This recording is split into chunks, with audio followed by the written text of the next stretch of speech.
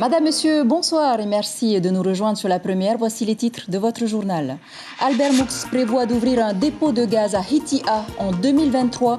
Le projet estimé à 2,5 milliards de francs devrait permettre de créer une vingtaine d'emplois. Mais des riverains s'y opposent déjà, vous allez les entendre. 700, c'est le nombre de nouveaux patients atteints du cancer chaque année en Polynésie. En cette semaine de lutte contre la maladie, focus sur le dépistage précoce et la radiothérapie avec Yolande Aroha, une patiente que nous avons suivie. L'AES continue de faire des ravages avec 10 000 consommateurs selon le parquet de Papeete. Quels sont les moyens dont dispose l'État pour lutter contre le fléau? Le haut-commissaire Dominique Saurin va y répondre. Il est notre invité ce soir. On abordera aussi avec lui la question des cancers radio-induits et le fameux certificat de vaccination. Bonsoir, à tout à l'heure. Les nouvelles pièces de francs Pacifique bientôt dans vos portefeuilles, 6 pièces au lieu de 7. Vous les verrez en circulation dès le mois de septembre. Enfin, pour terminer, retour à Maupiti, le groupe Taste of Tahiti prépare avec ferveur son voyage aux États-Unis, financé grâce à la vente de pain coco. C'est à voir dans votre rubrique Aïe Fénois. Mais avant d'aller plus loin, c'est un investissement de 2,5 milliards. Après les hydrocarbures et la téléphonie mobile, Albert Moux prévoit d'ouvrir un dépôt de gaz en 2023 sur la côte Est. Un projet qui va faire de l'ombre à gaz de Tahiti. C'est dans une vallée de Hitia que l'homme d'affaires installera son site de stockage. La municipalité acquiesce, mais certains riverains s'y opposent déjà. Nicolas Suir et Berliao. Sur ce terrain de 5 hectares, en plein cœur de la vallée de Mereu, à Hitia, un dépôt d'hydrocarbures d'1 hectare de superficie verra bientôt le jour. Dans cette vallée, quasiment inhabitée, seront stockées 4000 tonnes de gaz. Un projet initié par Albert Moux au travers de sa nouvelle société Manaito. Celui qui brise le monopole du secteur du gaz à Tahiti a choisi la voie maritime pour acheminer sa cargaison 3 fois par an. Depuis la marina de Hitia, un pipeline de 20 cm de diamètre sur plusieurs centaines de mètres mènera le gaz liquide jusqu'au dépôt. Ce site dispose de 4 stockages qui seront sous talus, ce qui permet de protéger contre tout type d'agression thermique et mécanique. Le site est situé à plus de 300 mètres de la route de ceinture, il est situé à plus de 300 mètres des premières habitations et il est situé à plus de 300 mètres du lagon et de la mer et des aléas climatiques. Rassurée sur la sécurité, l'équipe municipale a accueilli très favorablement le premier projet de cette envergure dans la commune. Nous pourrons recruter des employés, qu'on pourra prendre des employés ici de Hitia pour qu'ils puissent travailler dans la société. Le premier opposant au projet se plaint de ne pas avoir connaissance du périmètre de sécurité. Il veut savoir si son terrain de 36 hectares, proche du site, deviendrait inconstructible. Mais il craint également le projet en lui-même. On est contre ce projet parce qu'il y a quand même 40 000 watts d'énergie qui sont là, que c'est Maramanui, qui se passe par en dessous jusqu'à Popénon. Deuxième, on ne veut pas avoir une bombe ici chez nous, une bombe atomique. Selon le propriétaire du centre d'enfouissement technique de Hitia, les experts ont prononcé l'incompatibilité de la proximité du CET et du dépôt de gaz. Problème, il doit étendre son exploitation à un terrain contigu à celui du dépôt. Ça, c'est le Cowen, tout ça ici. Et voilà le fameux terrain que je vais exploiter dans les jours à venir pour la catégorie 3. Et tous là où il y a Albert Moux va venir. Moi ici, avec ça, moi je m'en vais là. Autant d'arguments qui méritent de trouver des réponses claires. Pour l'heure, une enquête commodo-incommodo est en cours pour informer la population. Le gérant du futur site se dit prêt à recevoir toute réclamation. La construction du dépôt de gaz à 2,5 milliards de francs devrait débuter à la fin de l'année, engendrant une vingtaine d'emplois directs et indirects. Voilà, les travaux dureront 1 an et demi. Le dépôt devrait être opérationnel en 2023. Et c'est aujourd'hui que démarre la semaine de lutte contre le cancer. Chaque année, une Polynésienne sur 3 meurt du cancer du sein au fénois. L'association qui lutte contre cette maladie poursuit donc ses actions afin de sensibiliser un maximum de femmes au dépistage. Coup de projecteur ce soir sur Yolande Tearoha qui, après la chimiothérapie, enchaîne sur la radiothérapie. Un traitement lourd, vous allez le voir. Brigitte Olivier et Mirko Van Foo. C'est l'heure du café matinal et pour Yolande, le moment de prendre son sac et de partir à l'hôpital pour sa séance de radiothérapie. Mamie Yohanné, son chauffeur, l'attend. C'est toi qui viens me chercher tout à l'heure ou c'est maman? C'est moi. Mamie va m'appeler pour venir te chercher à quelle heure tu termines. Ok. En route, elles s'arrêteront prendre une autre dame qui doit se rendre à la dialyse. À l'intérieur de la voiture, les 3 femmes vont échanger. Elles parlent de la pluie, du beau temps, mais surtout de maladies, d'effets secondaires et d'espoir. Le traitement de Yolande sera encore long. J'ai 25 séances. Et la séance dure combien de temps 10-15 minutes, tout dépend de l'opérateur, quoi. Elle a perdu un sein à cause de ses nodules tueurs. Sa chimiothérapie est terminée. La phase radiothérapie ne l'inquiète plus. Le début, oui. Mais après que tu connais la chose, c'est bon, ça va. Et il y a beaucoup de copains, on discute. Effectivement, dans la salle d'attente, elle rencontre des connaissances.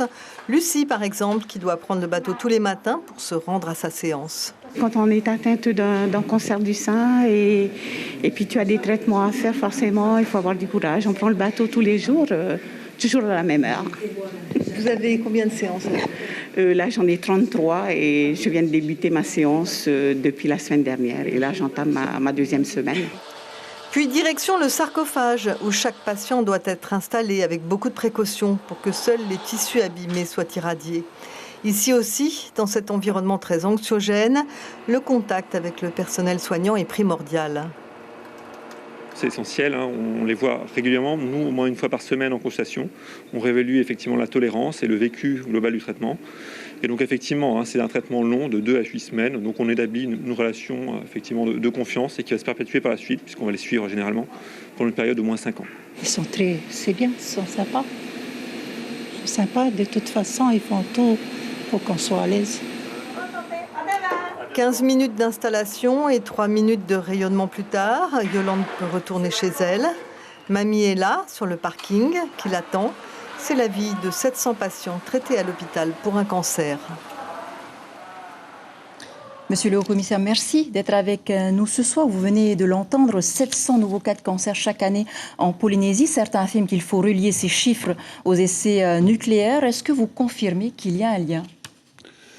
Je crois qu'on a entendu des mots très forts utilisés ces dernières semaines. L'épidémie de cancer, par exemple. J'ai déjà eu l'occasion de dire, on ne peut pas parler d'épidémie de cancer. Les chiffres de mortalité de cancer en Polynésie sont à peu près les mêmes que ceux de métropole, que ceux de Nouvelle-Calédonie, que d'autres territoires du Pacifique. Par contre, il peut y avoir des liens entre les cancers et les expérimentations nucléaires qui ont lieu sur notre territoire. Et c'est pour cette raison qu'il y a eu une procédure d'indemnisation qui a été mise en place et qui s'est renforcée au cours de ces dernières années. Je rappelle, il y avait 11 dossiers qui avaient été traités entre 2010 et 2017, et nous sommes à 186 dossiers qui ont été traités en l'espace de 3 ans. Donc il y a des liens, bien évidemment. Et ces liens peuvent être prouvés en fonction de la résidence des personnes, de la période pendant laquelle elles étaient sur telle ou telle partie du territoire, et l'exposition avec un seuil, techniquement, qui a été fixé à un millisievert qui est très bas, et qui permet, je dirais, d'avoir accès à ces dispositifs. Donc il faut certainement renforcer l'accès aussi à ces indemnisations. Je crois que c'est un point important. Alors, entre-temps, monsieur le commissaire, la CPS a soutenu financièrement les dépenses liées au cancer. Radio Induit, elle estime à 54 milliards son investissement financier. Certains syndicalistes qui font partie du CA, du conseil d'administration, parlent de 77 milliards. Une somme qu'ils réclament aujourd'hui à l'État. Est-ce légitime, selon vous ? Non, je crois qu'il faut distinguer. Tous les cancers en Polynésie française ne sont pas dus aux expérimentations nucléaires. Il y avait, jusqu'en 2018, une prise en charge des personnes dont les dossiers avaient été reconnus par le CIVEN et la part, je dirais, dépensée par la CPS pouvait être remboursée à cette occasion. Il y a une décision du Conseil d'État qui a annulé ce dispositif. Donc ça n'existe pas. Donc c'est un sujet qui a été ouvert pour savoir si, dans les cas où il y avait indemnisation du CIVEN, la part, je dirais, des dépenses de la CPS pouvait être prise en charge. Aujourd'hui, ce n'est plus possible.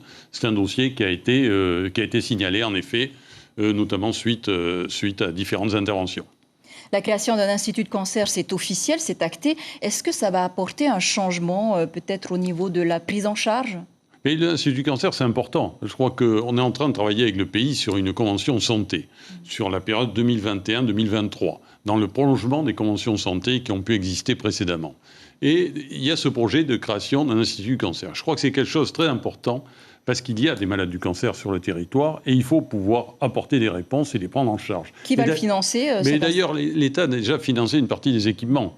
Dans le cadre des précédentes conventions, notamment, il y a eu un plan de 2 fois 3 millions d'euros sur les années 2017, 2018, 2019 pour financer des équipements en matière d'oncologie. Et ça a bien été le cas. Il y a d'autres crédits qui ont été utilisés. Ce serait un moyen de continuer à financer ces équipements, comme la création d'un registre du cancer aussi, pour avoir un meilleur suivi du cancer.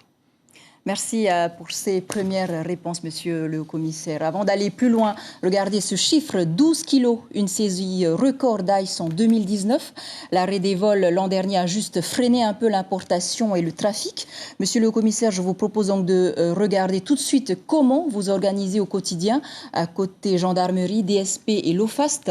La lutte contre le trafic d'ice s'intensifie depuis plus d'1 an avec la mise en place d'un plan ICE. On voit cela avec Caroline Fari, Hubert Liao, Patita Savia et Jacques Damour. La jeunesse polynésienne, impactée par la circulation d'ice, voit aujourd'hui les contrôles de police se multiplier dans les quartiers de Papeete, une drogue addictive qui inspire pourtant la méfiance. Ce qu'on m'a dit, à peine on fume une fois, c'est addictif et tout. Bon, après moi perso, j'ai jamais touché, mais les gens qui touchent après deviennent...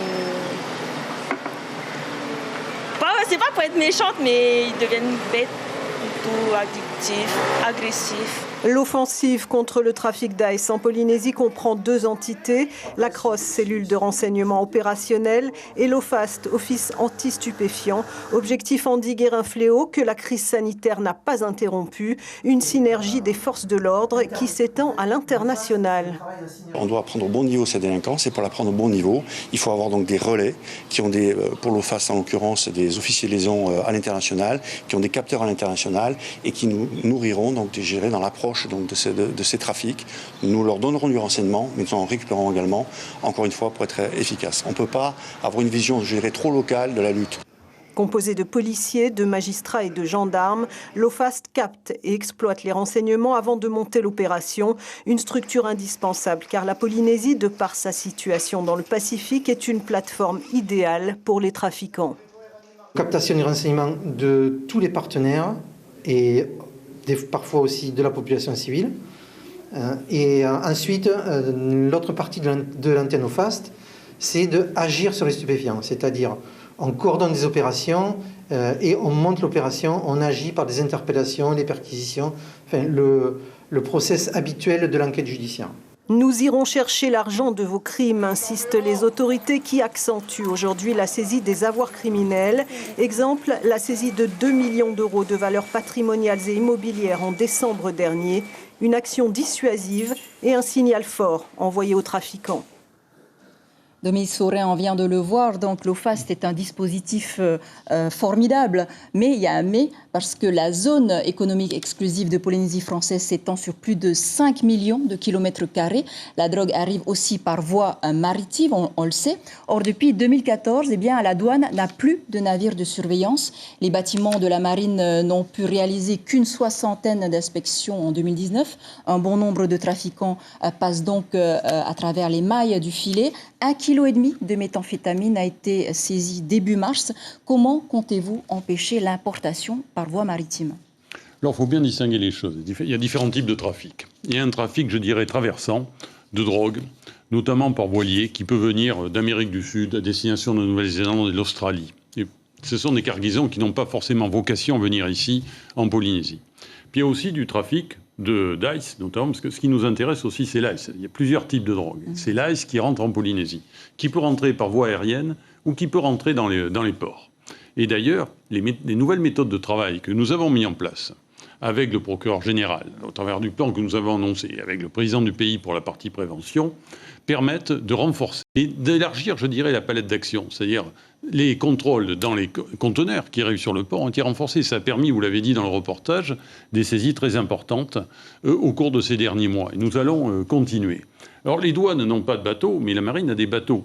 Et ça permet également d'utiliser, les forces armées sont utilisées également dans la lutte contre le trafic. C'est-à-dire lorsqu'il y a notamment il y a des opérations qui ont été menées ces derniers mois et qui ont permis au travers d'une coordination, et ça c'est au titre de l'action de l'État en mer, donc je suis le responsable, qui permettent de coordonner en liaison avec la justice des opérations de contrôle qui sont menées en mer et qui sont menées au large. D'ailleurs, le bateau qu'avaient les douanes n'aurait pas été en capacité d'agir à de telles distances de papier-été.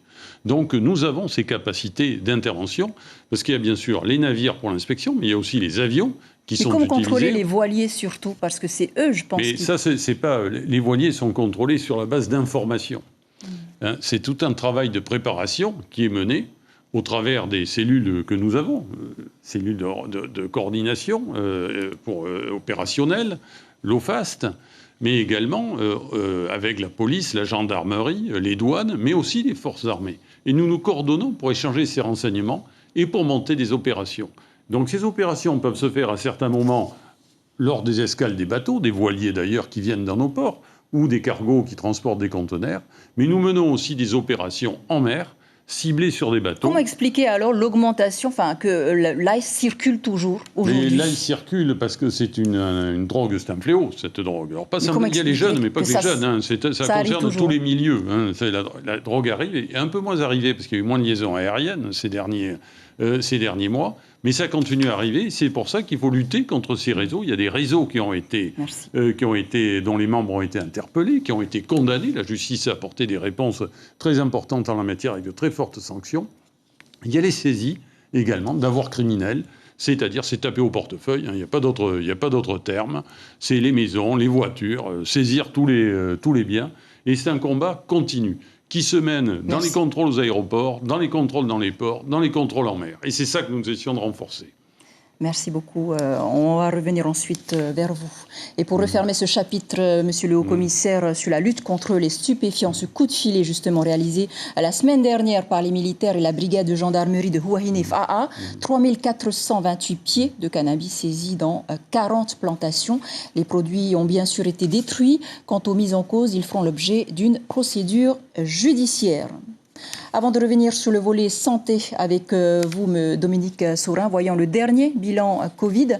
La Polynésie n'enregistre plus que 29 cas actifs, 6 hospitalisations à ce jour, dont 3 en réanimation. Seulement 8 cas supplémentaires côté vaccination. Eh bien, on compte plus de 18 300 primo-vaccinés et plus de 6 500 personnes donc, qui ont eu les 2 injections. On va reparler justement de la vaccination. Mais d'abord, on a besoin d'en savoir un peu plus sur le passeport vaccinal. En Polynésie, on parle plus d'un certificat mentionnant qu'on est vacciné ou que le test PCR est négatif. Monsieur le Haut-Commissaire, ça veut dire qu'on pourra quand même voyager, même si on n'est pas vacciné?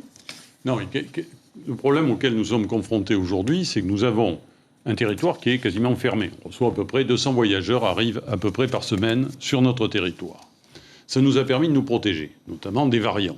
C'était nécessaire, on voit ce qui s'est passé dans le monde entier, il était nécessaire de se protéger.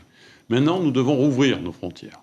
Je l'ai indiqué avec le président du pays lors de mon allocution du 11 mars. L'objectif, c'est de rouvrir début mai, de pouvoir à nouveau accéder à notre territoire. Ça dépendra bien sûr de l'évolution de l'épidémie au niveau mondial.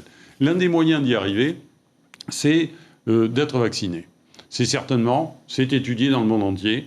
Ça pourrait être un moyen de voyager plus facilement pour ceux qui auront été vaccinés. Ou ceux qui auront été immunisés parce qu'ils ont attrapé la maladie. Et ça devra certainement s'accompagner aussi de mesures pour que les personnes qui ne sont ni vaccinées ou qui n'ont pas eu la maladie puissent aussi continuer à voyager. Alors aujourd'hui, nous avons des dispositifs qui existent. C'est des tests avant de partir, des tests en arrivant, c'est les mesures d'isolement. Donc on est en train de travailler sur ce sujet pour avoir un dispositif qui permette aussi de protéger le territoire, de protéger le Fénois, parce que c'est ça l'objectif. Certains pays comme les États-Unis, par exemple, vaccinent à la chaîne. Joe Biden a déjà annoncé que 70% de la population serait vaccinée au mois de mai. Or, ici, ça prend encore du temps. Est-ce qu'il n'y aurait pas un moyen d'accélérer un petit peu la vaccination en Polynésie, comme par exemple la vaccination dans les entreprises, dans les mairies? L'objectif, comme partout, c'est de vacciner un maximum de personnes. Il faut vacciner. Il faut vacciner. Mais ça prend du temps. Et ici. ça prend du temps parce nous avons des contraintes d'approvisionnement, en vaccins, comme dans le monde entier. Il faut que nous puissions disposer des doses nécessaires pour vacciner. Nous avons reçu un certain nombre de doses, comme l'ensemble du territoire national, et cet approvisionnement va continuer, va même monter en puissance. Très certainement, à compter du mois d'avril, mois de mai, nous aurons de plus en plus de doses pour vacciner la population. On sait justement qu'il y a des problèmes d'approvisionnement en Europe. Est-ce que cela va impacter la Polynésie? Mais bien sûr que ça nous impacte. C'est l'ensemble, c'est dans le monde entier qu'il y a des problèmes d'accès aux vaccins. Il y a beaucoup de territoires du Pacifique qui n'ont pas accès, en dehors d'Australie et de la Nouvelle-Zélande, qui n'ont pas accès aux vaccins. Donc il faut que nous soyons approvisionnés en vaccins, et ça sera le cas. La métropole va nous approvisionner, va continuer à nous approvisionner, et il faut surtout aussi cibler les personnes les plus fragiles, personnes âgées, les carnets rouges, certaines professions également, peut-être les personnels hôteliers ou les personnes qui... Justement, on va y venir. Ça, ce sont des points importants, c'est des protocoles que nous devons faire pour cibler les personnes qui doivent être le plus protégées. Alors aujourd'hui, le vaccin est une garantie de voyage, on l'a bien compris. Les frontières sont fermées jusqu'à fin avril. Dans un courrier adressé au Premier ministre Jean Castex, 425 professionnels du tourisme rappellent les aides importantes accordées au secteur en 2020. 7 milliards octroyés par l'État, 9 milliards donc par le pays. Les acteurs du secteur posent donc un ultimatum au Premier ministre. S'ils n'ouvrent pas les frontières, leur secteur va mourir en fait. Donc, est-ce que vous allez soutenir et militer dans ce sens pour la Polynésie? D'abord, il y a des aides qui sont apportées à l'ensemble des secteurs qui sont touchés par la crise sanitaire. Ça a touché notre pays, tout notre pays. Ça a touché la Polynésie. Et on est plutôt à 10 milliards de francs d'aides apportées par l'État. Et ces aides vont être renforcées, notamment à destination du secteur touristique. À compter du 31 mars, le secteur touristique, comme d'autres, pourront accéder, notamment pour les plus grosses entreprises, qui réalisent des chiffres d'affaires très importants, de l'ordre de 120 millions de francs pacifiques par mois, pourront être aidés avec des niveaux très, très importants, donc à partir du 31 mars. Et toute la question, c'est la rouverture des frontières. Et la rouverture des frontières de façon à ce que nous soyons protégés. Je disais à l'instant, il s'agit pas de dire on ouvre les frontières, de se trouver confronté à une nouvelle épidémie, notamment pendant la période où la vaccination va monter en puissance. Donc c'est ce sur quoi nous sommes en train de travailler avec le pays pour avoir un objectif de redémarrage de l'économie, comme on l'a fait depuis le début. L'année dernière, au mois de juillet-août, on a rouvert le territoire alors qu'il avait été fermé pendant une longue période. Et on avait su être innovant en Polynésie française. Mais on travaille dans ce même esprit parce qu'il est nécessaire d'avoir cette activité économique, mais en ayant aussi une protection sanitaire. On ne peut pas dire simplement on ouvre. Il faut aussi avoir des mesures sécurisant notre vie économique et notre vie sociale tout court. Les aides aux autres secteurs, vaccin, par exemple. Les aides aux autres secteurs autres que le tourisme. Donc vous maintenez également les aides?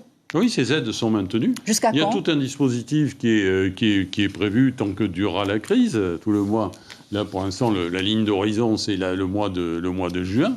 Donc ces dispositifs d'aide fonctionnent. Tous les mois, il y a des versements qui sont faits. Et je le disais, il va y avoir des aides renforcées, puisqu'on va aller sur des niveaux d'aide très importants. On est en train de parler de milliards de francs en la matière. Ce matin, le patron d'ATN, Michel Monvoisin, a précisé avoir envoyé donc un dossier de demande d'aide à l'État pour sauver la compagnie. Peut-il toujours compter sur votre soutien?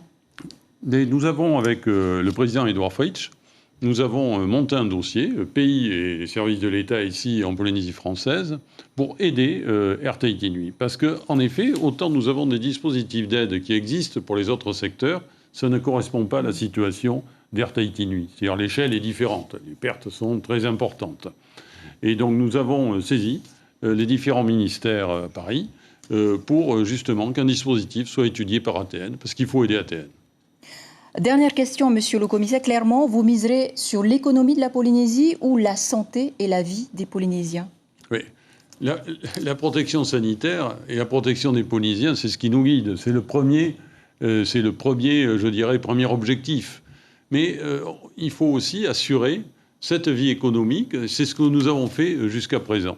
Alors bien sûr, il y a des moments où il a fallu prendre des mesures difficiles, dures, pour éviter la propagation de l'épidémie. Parce qu'on voit qu'il y a des territoires, regardez au niveau national, à Paris, la région parisienne, qui sont complètement bloqués. Il a fallu prendre des mesures très dures au niveau national. Nous avons essayé aussi, compte tenu de la situation, il y a des moments où il a fallu prendre des mesures de fermeture, mais on a toujours eu comme souci, comme le gouvernement national aussi, de préserver cette vie économique, parce qu'on en a besoin, et notamment le tourisme. Les autres activités, on a réussi à les maintenir. On n'a pas fermé les restaurants, sauf au tout début de l'épidémie. Le secteur du BTP a continué à fonctionner, d'où l'importance de la commande publique aussi. C'est un point, on parlait de la Convention santé tout à l'heure, et est important, on va signer d'ailleurs avec le pays un certain nombre de documents de convention pour assurer, je dirais, les engagements de l'État pour aider le pays, pour aider les communes. Monsieur le commissaire, ce sera aussi le mot de la fin. Merci infiniment d'avoir répondu à nos questions. Également de l'actualité, cette triste nouvelle, Tapeta Tetopata, représentante Tapura à l'Assemblée de Polynésie, est décédée. Elle s'était présentée à l'élection municipale de Vairao, une grande dame qui a beaucoup fait pour sa commune. Aussi, nous adressons nos sincères condoléances à sa famille et à ses proches. Une petite halte à Bora Bora maintenant, c'est le métier de la deuxième chance pour les jeunes sans emploi. L'armée de terre offre aux jeunes Polynésiens l'opportunité de trouver un emploi justement. Durant 3 jours, le CIRFA recrute sur place 54 jeunes. 3 jours des tests donc psychotechniques et de théorie ont été mis en place afin de sélectionner les meilleurs. Les plus méritants seront retenus et devront quitter la Polynésie. On écoute le caporal Loris et l'adjudant Julien au micro de Rosana Maihota. À Bora Bora, c'est la première fois. On a déjà fait une mission de recrutement à Tupuai et c'est la deuxième sur les îles. Et c'est toujours très intéressant de pouvoir venir au contact des jeunes. Les jeunes sont âgés de combien à peu près? Entre 18 et 30 ans, c'est notre fourchette de recrutement. Au préalable, elle a recensé les jeunes qui étaient intéressés pour être recrutés dans les armées. Elle a monté les dossiers avec les jeunes. Elle nous a envoyé une partie. On a pu comme ça faire un premier travail administratif sur Tahiti. Et là, on rencontre les jeunes pour leur faire passer les différents tests pour l'armée de terre. Voilà une belle opportunité en tout cas pour les jeunes de la Perle du Pacifique. On vous l'annonçait déjà, de nouvelles pièces de monnaie en septembre. 6 pièces au lieu de 7. Elles sont bien réelles, vous allez le voir. Un changement qui intervient au moment où la crise sanitaire fait exploser les ventes par les moyens de paiement virtuels. Jean-Michel Mazerolles et Jean-Yves Potra. Les voici, les nouvelles pièces francs Pacifique qui vont être utilisées à partir du 1er septembre prochain, aussi bien en Nouvelle-Calédonie qu'en Polynésie, ainsi qu'à Wallis et Futuna. 6 galettes d'argent redessinées d'une valeur de 5, 10, 20, 50 ou 100 francs. Et pour la première fois, une nouvelle somme, une pièce de 200 francs, soit 1,67 €. En revanche, fini les piécettes de 1 et 2 francs. Compte tenu de la faiblesse de la valeur faciale de ces petites pièces, les consommateurs n'éprouvent pas les besoins de les recycler auprès des commerçants. Donc les stockent, voire pire, les jettent et on les retrouve dans la nature. Donc tout ça est mauvais pour l'environnement et ces pièces de Haïdeux ne jouent finalement pas leur rôle d'instrument de paiement. Après les billets en 2014, c'est donc au tour des pièces de monnaie de subir un sérieux lifting. Plus de 400 millions de ces galettes d'argent ont été produites et mises en circulation sur les 3 territoires français d'Océanie. Après plus de 50 ans d'utilisation, cette menue monnaie locale pose beaucoup de problèmes aujourd'hui. Plus petites et plus légères, ces nouvelles pièces ont été imaginées et dessinées avant le début de la crise sanitaire et l'envolée des paiements sans contact avec les cartes de crédit. Malgré tout, l'Institut d'émission des Outre-mer, qui supervise les économies des 3 territoires français du Pacifique, souhaite absolument maintenir la circulation d'argent liquide sur place. Les nouvelles pièces francs Pacifique entreront en circulation le 1er septembre prochain. Calédoniens, Tahitiens, Wallisiens et Futuniens auront alors 9 mois pour remplacer peu à peu leur menu monnaie par les nouvelles pièces auprès des banques et des commerçants. Fin de l'opération le 31 mai 2022. Et pour clore ce journal, retour à Maupiti avec le groupe Taste of Tahiti, un groupe de jeunes qui prépare avec beaucoup d'enthousiasme son voyage aux États-Unis. Et pour financer leurs rêves, chaque jour, ils mettent du cœur à l'ouvrage dans la préparation et la vente de pain coco. Le pain de l'espoir, c'est un reportage de Stéphane Ratino et Patita Savia.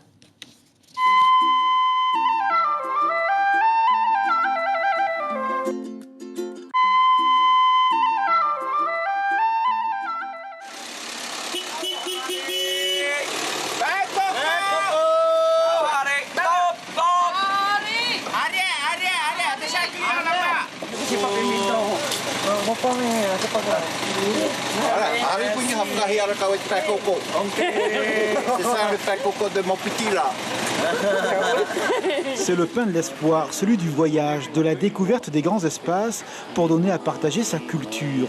Avec cette levée de fonds, Maupiti se prépare à partir aux États-Unis en musique. À la mesure de leur sincérité, ces chercheurs de l'excellence nuancent au plus haut point la justesse de leurs notes.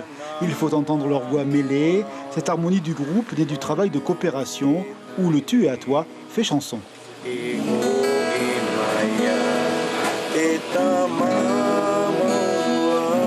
On s'entend bien entre nous, hein, entre choristes. Après, il y a des moments où il y a d'autres qui ne sont pas d'accord à ce moment-là. C'est là où on va rectifier pour que nous tous on soit d'accord sur le tempo et le rythme de la chanson. Là. Bon, on répète par-dessus. Et si on est d'accord sur l'air, on enregistre, on avance le deuxième couplet, ainsi de suite. Chaque semaine, des dizaines et dizaines de pains coco sont enfournés à la boulangerie. Ils sont vendus aussi à Bora ou à Raiatea. Le boulanger est musicien, il appartient au groupe. Et le temps d'attente, 25 minutes de cuisson, est aussi moment d'arpège. À Maupiti, l'espoir se chante et se mange.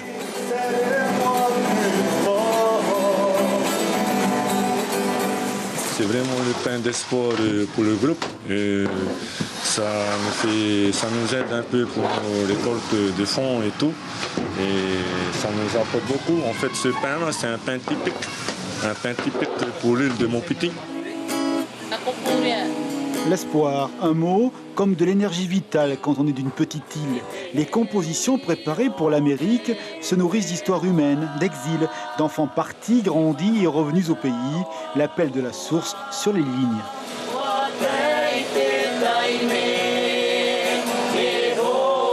Ce chant a été écrit pour un militaire qui est revenu de France et qui est venu en vacances. Sur cette chanson, j'avais pensé à mon frère qui est lui-même aussi militaire, qui est resté une dizaine d'années en France. C'est pourquoi j'ai proposé un chant comme ça.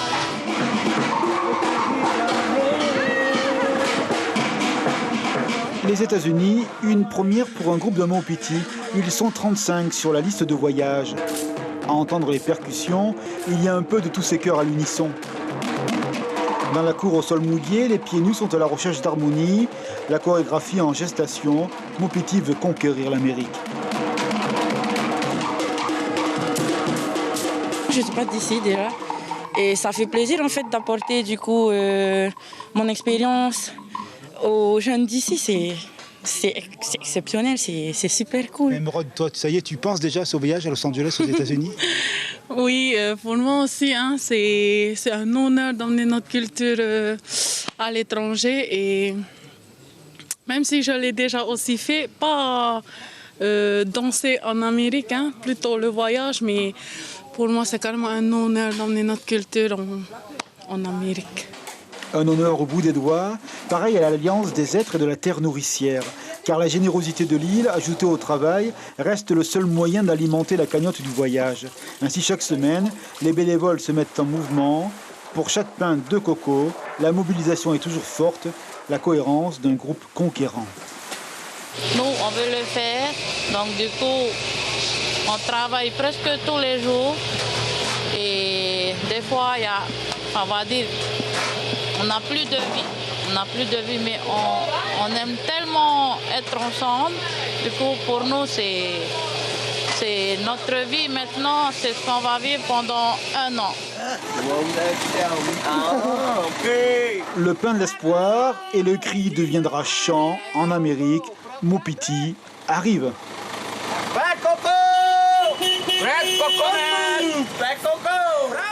Voilà, c'est sur cette belle énergie positive que se referme cette édition dont je vous rappelle l'information principale. Albert Moux prévoit d'ouvrir un dépôt de gaz à Hitia en 2023. Le projet estimé à 2,5 milliards de francs devrait permettre de créer une vingtaine d'emplois, mais des riverains s'y opposent déjà. Voilà une information qui est aussi à la une de votre dépêche de demain. Le quotidien titre « Stockage de gaz, le projet enflamme la côte Est ». Et comme tous les mardis soirs après ce journal, votre série PK0, saison 2, tournée en Polynésie. Dans les décombres se trouvait une importante cargaison de drogue de synthèse. Vous entravez une enquête en cours. C'est mon enquête. Capitaine, cette façon que vous avez de toujours vous approprier des choses. Voilà pour l'essentiel de l'actualité. Merci de nous rester fidèles. 5 heures vos infos radio. À suivre votre série PK0, saison 2. 20h20, 2 épisodes de votre série SWAT. 20h40, Homeland. Belle nuit sur la première. À demain.